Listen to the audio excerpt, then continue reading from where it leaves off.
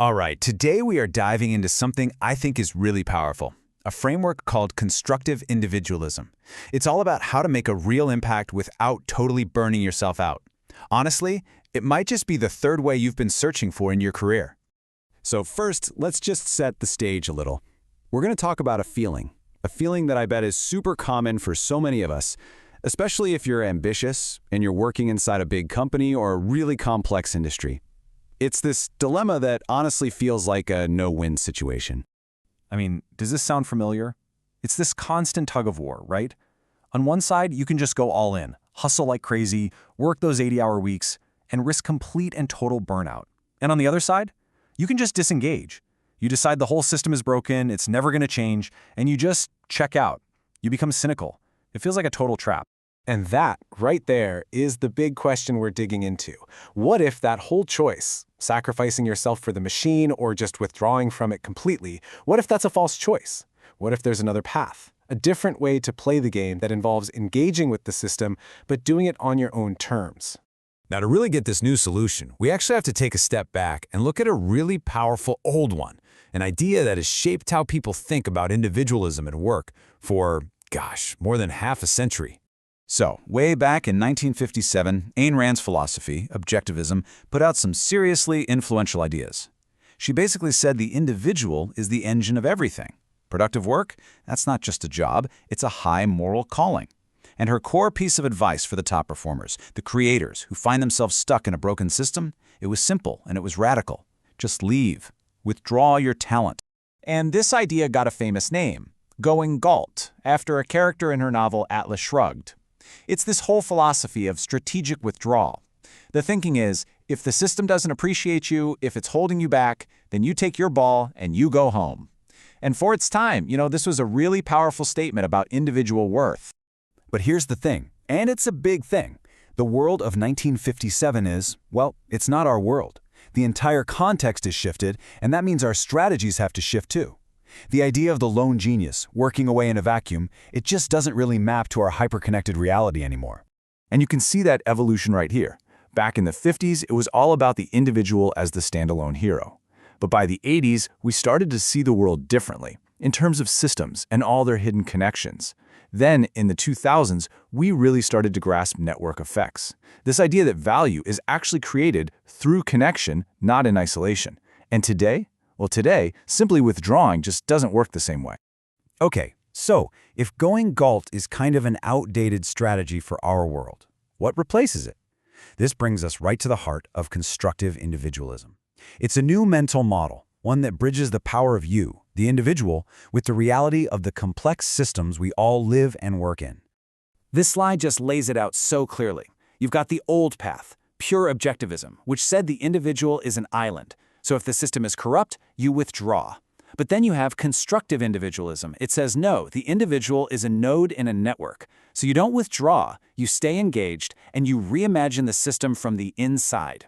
It's a total shift from isolation to strategic participation. This right here, this is the central mantra. It's a huge shift in perspective, isn't it? It moves you from feeling like a victim of your circumstances to seeing yourself as an architect of your environment. It's a reminder that you have agency, you have power, even when you're inside a really complex system. Okay, so that's the big idea. But how do you actually do this stuff? That's where these 5 core principles come in. They're what turn this philosophy into something you can actually practice every single day. So let's walk through them. The very first principle is all about an identity shift. You have to stop seeing yourself as just a cog waiting for instructions. Instead, see yourself as a generative agent. What does that mean? It means you're a catalyst. You're someone who actively creates value. So instead of just checking tasks off a list, you're looking for ways to make the whole process better. The big takeaway? Stop just doing the work, start improving the work itself. Second, we have to decouple leadership from a job title. You do not need to wait for permission or for that big promotion to start leading. Real leadership, especially now, is about vision. It's about seeing things others don't and influencing the system through smart questions and thoughtful ideas. So remember this, leadership is an action you take, not a title you're given. Principle number 3 is all about how you navigate a complicated world. Think of it this way. Your core values, your integrity, your honesty, they are your fixed compass. That compass always points north. But your methods, that's your map. And the terrain is always changing, so your map has to be flexible. You're not abandoning your destination, but you might need to find a totally new path to get there. The key is to hold your values tight, but your methods lightly. I just love this quote because it makes the idea so clear and easy to remember. Your direction, your why, that's non-negotiable. But your path, your how, that can and absolutely should change. If you're too rigid, you get stuck. If you have no principles, you get lost. It's all about finding that perfect balance. Now this one is maybe the most radical idea of them all. Instead of just accepting broken processes or, complaining about them, you start to see them as design problems that need solving. The call to action here is to work on your systems, not just in them. I mean, think about that. Every single frustration you have at work is actually a design problem in disguise. It's a hidden opportunity. And finally, the fifth principle frames the very act of creation as a meaningful contribution. Building something new and better, whether it's a better process, a new product, or just a smarter way for your team to collaborate, that's how you leave your mark. It elevates your work way beyond just a paycheck. The takeaway here is so powerful. Your best work is your legacy, not just your labor. So you might be wondering, how is this different from other ideas out there? Well, let's take a look. Servant leadership is great, but its trap can be martyrdom, just sacrificing yourself. Constructive individualism says no, prioritize your agency and vision. Hustle culture, we all know that trap. Burnout. This framework is about redesign and leverage, not just throwing more hours at a problem. And unlike pure collectivism, which can get stuck in endless meetings, this all starts with individual clarity and action. So, when you put it all together, what does it mean? It means this mindset is about fundamentally redefining your role. You stop seeing yourself as just one small, interchangeable cog in a giant machine, and you start seeing yourself as its potential architect. So here it is, all boiled down.